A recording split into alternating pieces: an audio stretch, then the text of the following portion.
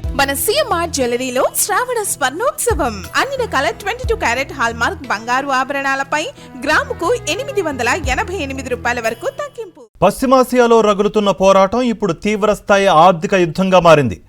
1979 Islamic విప్లవం నుంచి America విధిస్తున్న కఠిన ఆంక్షలను తట్టుకుంటూ వచ్చిన ఇరాన్ ఇప్పుడు ట్రంప్ సర్కార్ చేస్తున్న అత్యంత తీవ్రమైన ఆర్థిక హెచ్చరికలను కూడా ధిక్కరించేందుకు సిద్ధమైంది. ప్రపంచ చమురు రవాణాకు అత్యంత కీలకమైన హర్మూజ్ జలసంధిపై తమ పట్టును సడలించేదే లేదని, అమెరికా ఆంక్షలకు లొంగిపోయే ప్రసక్తే లేదని టెహ్రాన్ స్పష్టం చేస్తోంది. హర్మూజ్ జలసంధి వద్ద అమెరికా నావికాదళం దిగ్బంధనం విధించినప్పటికీ చైనా వంటి దేశాలకు రాత్రికి రాత్రే చమురు స్మగ్లింగ్ చేస్తూ ఇరాన్ తన ఆర్థిక వ్యవస్థను నిలబెట్టుకుంటోంది.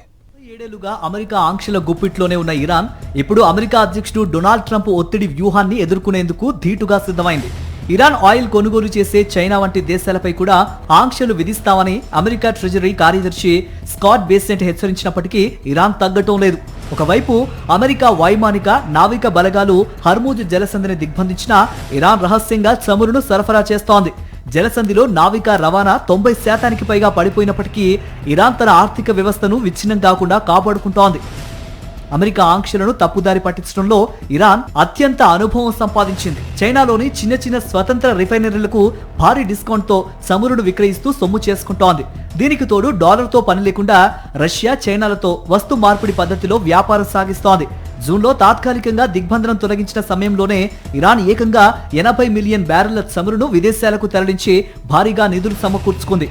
అంతర్జాతీయంగా చమురు ధరలు పెరగడంతో ఈ ఏడాదికి ఇరాన్ నిర్దేశించుకున్న ఆదాయ లక్ష్యం కంటే ముందే ఉంది.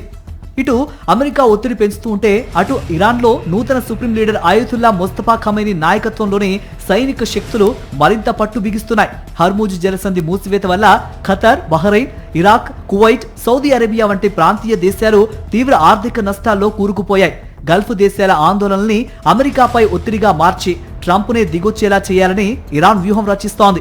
లొంగిపోవడం లేదా చివరి వరకు పోరాడటం అనే 2 మార్గాలు ఉన్నప్పుడు ఇరాన్ పోరాటానికే మొగ్గు చూపుతోందని అంతర్జాతీయ విశ్లేషకులు స్పష్టం చేస్తున్నారు.